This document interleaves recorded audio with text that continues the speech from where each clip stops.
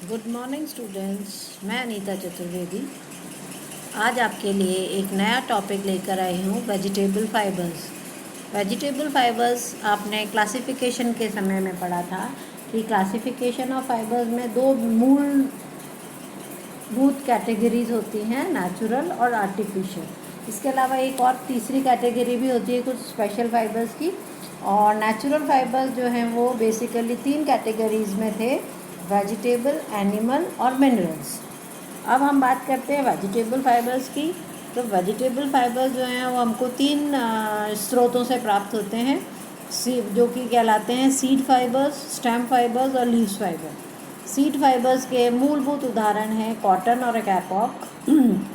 Stem fibres के उदाहरण हैं लिनन, जूट, हेम्प, रैमी, सन और कॉयर। लीव्स फाइबर के उदाहरण हैं मनीला, पीना और सीसन। अब इसमें से आपने हो सकता है सबके बारे में बहुत कुछ देख लिया, सुन लिया होगा, पढ़ लिया होगा कि सीड कैपिटल जैसे सीड फाइबर जो है वो उसके उदाहरण हैं कॉटन और कैपॉक। तो मैं आपको आज के इस वीडियो में केवल मैं आपको वेजिटेबल फाइबर्स के पिक्चर्स दिखाकर मैं आपको उनकी उपयोगिता और उनका महत्व समझाना चाहूँगी। इसमें पहली श्रेणी जो आ रही है वो सीड फाइबर्स में आ रही है, कॉटन और कैपॉक। अब इसमें देखिए कि कॉटन जो है वो फाइबर नेचर से हमको प्राप्त किस रूप में होता है। ये इस स्लाइड में मैंने आपको ये दिखाया कि कॉटन जब पौधे के जो फ्रूट पार्ट है वो पक जाता है, तो पकने के बाद देखिए किस तरह से वो फट जाता है और फटने के बाद फाइबर जो है वो कॉटन के रूप में बाहर आता है। और इसी तरह ये जो दूसरी स्लाइड है इसमें कैपॉक फाइबर के बारे में बताया कि किस तरह से ये भी फ्रूट को, जब वो फ्रूट मैच्योर हो जाता है तो उसमें से बाहर आ जाता है। और कॉटन के बारे में मैं आपको बता दूं कि कपास का जो रेशा है वो कपास के पौधे से ही प्राप्त होता है। और इनमें से जो पोड्स, या जिनको हिंदी में आप कोए कहते हैं, ये कोए जब मैच्योर हो जाते हैं तो फट जाते हैं और उसके चारों तरफ कॉटन फाइबर्स जो है वो चिपके हुए रहते हैं। इसकी पूरी डिटेलिंग भी हम दूसरे चैप्टर में पढ़ चुके हैं या पढ़ लेंगे। और अब मैं आपको कैपॉक के बारे में बता दूं कि कैपॉक जो है वो कपास के समान ही कोए से प्राप्त किया जाता है। कैपॉक एक बड़ा वृक्ष होता है जिस पर फूल खिलते हैं। फूल के झड़ने के बाद इनके परिपक्व पॉड्स में से ये रेशे निकलते हैं। और इसका भी जो फाइबर होता है वो बहुत फाइन और रेशम के समान कोमल और चिकना होता है। और कॉटन की अपेक्षा जो कैपॉक होता है वो बेटर क्वालिटी का होता है, उच्च उच्च कोटि का या अच्छी क्वालिटी का धागा इसमें होता है। और इसका जो यूज़ है वो तकिए और गद्दों के जो, जैसे आप रुई भरते हो ऐसे कैपॉक को भी फिल किया जाता है और ये ज़्यादा सॉफ्टर होता है। अब देखिए कि जो अगली कैटेगरी आती है वो आ रही है आपकी क्या नाम से, तने वाले रेशे जो हमको स्टेम से प्राप्त होते हैं। तो स्टेम से प्राप्त होने वाले फाइबर्स के उदाहरण हमने देखे हैं लिनन, जूट, रैमी, हेम्प, सन और कॉयर। ये देखिए इस स्लाइड में मैंने उनकी खेती किस प्रकार से होती है, कैसे वो उसके पौधे प्लांट्स दिखने में होते हैं वो बताने की कोशिश की है। ये देखिए ये जूट प्लांट है। जूट प्लांट का से जब ये मैच्योर हो जाता है तो इसके स्टेम पार्ट से देखिए इस तरह का फाइबर हमको प्राप्त होता है और ये फाइबर काफ़ी मजबूत होता है।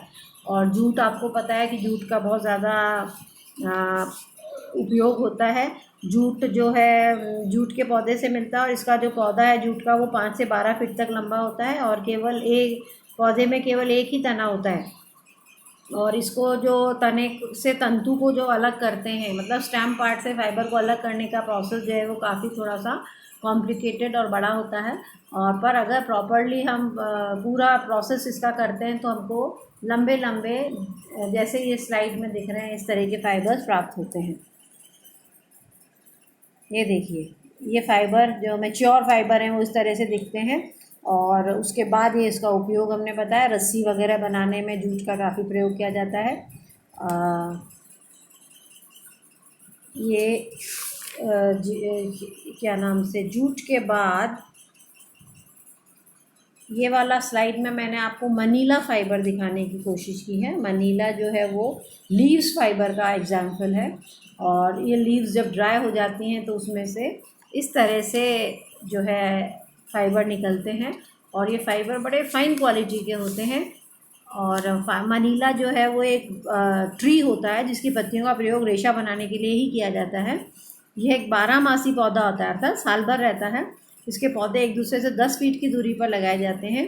पौधे की ऊंचाई 10 फीट तक जाती है और इसके सुनहरे गोल्डन व चमकीले गोल्डन, सफ़ेद और चमकीले फाइबर होते हैं। हल्के होते हुए भी काफ़ी मजबूत होते हैं। इनकी तनाव सामर्थ्य भी काफ़ी अच्छी होती है और इसी के कारण इनका प्रयोग समुद्री रस्सी और सूतली आदि बनाने में किया जाता है।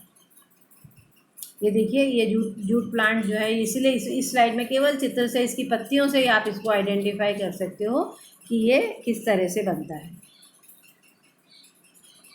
अब ये इस स्लाइड में मैंने आपको एंड यूज़ बताने की कोशिश की है कि जैसे लिनन जो है, लिनन हमको मिलता है, लिनन से, लिनन का जो फाइबर है उससे अल्टीमेटली फैब्रिक बनता है। जूट का यूज़ जो है काफ़ी जगह किया जाता है, सूतलियाँ बनती हैं, रस्सियाँ बनती हैं, वीविंग वगैरह में, खाट के वीविंग में भी किया जाता है गाँव में। इसी तरह से कुछ दूसरे फाइबर्स जो हैं उनसे बास्केट वीविंग का काम भी किया जाता है, क्योंकि लीव्स जो हैं ये जब पत्तियां ड्राई हो जाती हैं तो उन पत्तियों का उपयोग और फाइबर्स का उपयोग, दोनों का उपयोग करके ये कुटीर उद्योगों में की तरह ही चलते हैं और बास्केट वीविंग का काम होता है। अब देखिए, जैसे कि अपने स्टेम फाइबर्स में ही एक उदाहरण है कॉयर। कॉयर जो है वो क्या है, नारियल के पेड़ का जो फल है वो जब ड्राई हो जाता है तो उसमें से इस तरह से कॉयर फाइबर हमको मिलता है। और ये फाइबर स्लाइड में देखिए फाइबर फॉर्म इसका कैसे होता है और उसका फिर उपयोग काय में होता है।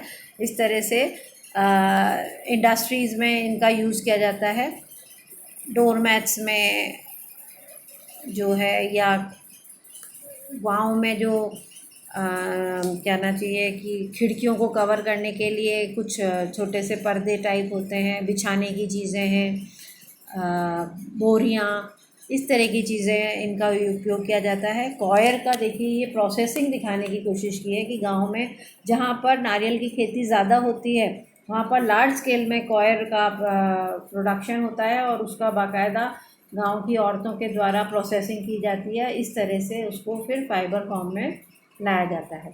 इसी तरह से जैसे लीव्स का ही एक उदाहरण है पिना।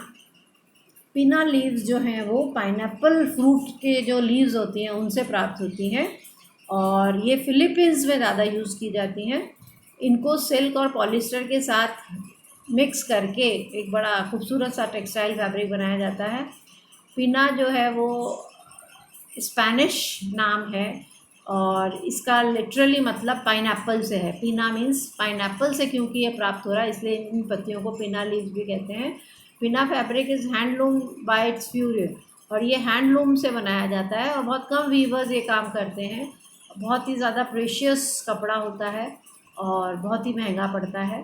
पर इससे देखिए ड्रेसेस कितनी खूबसूरत, फिलीपींस में ही विशेष रूप से, क्योंकि हमारे देश में ये वाले फ्रूट्स इतने ज़्यादा नहीं होते हैं, ये प्रोसेसिंग भी नहीं होती, तो इनका उपयोग जो है ये फिलीपींस जैसे देश में बहुत ज़्यादा किया जाता है और बहुत ही महंगे और प्रेशियस कपड़े इससे बनते हैं। इनका अलग ही आभा और इनकी चमक जो है वो बड़ी अनूठी होती है। ये देखिए, जैसे मैंने आपको इस स्लाइड में बताने की कोशिश की है कि पिना जो है प्लांट कैसा है और उससे फाइबर निकलता है और उससे फिर फैब्रिक बन रहा है। इसी तरह से लिनन है, लिनन फाइबर से लिनन फैब्रिक बन रहा है। हैम्प जो है, हैम्प से फाइबर बनता है और फिर हैम्प का जो है वो क्या यूज़ किया जा रहा है। इसी तरह से मनीला बड़ा चमकीला फाइबर होता है और उससे बड़ा फाइन क्वालिटी का फैब्रिक तैयार हो रहा है। और नीचे ये कॉयर है जिसका कि हम काफ़ी ज़्यादा प्रयोग करते हैं। देखिए कॉयर में ही आपने जैसे कॉयर फोम नाम से सुना होगा कि एक लेयर कॉयर की लगती है और ऊपर फोम लगता है और उससे फिर गद्दे बनते हैं और बहुत ज़्यादा इनका उपयोग हम डेली लाइफ में इनका किया जाता है। और कॉयर फोम के गद्दे बहुत कॉस्टली होते हैं और बहुत गुड क्वालिटी होती है और कई सालों तक जो है वो ख़राब नहीं होते हैं, क्योंकि कॉयर जो है वो इनको बहुत अच्छा बेस प्रदान करता है। ये देखिए ये रैमी, रैमी भी जो है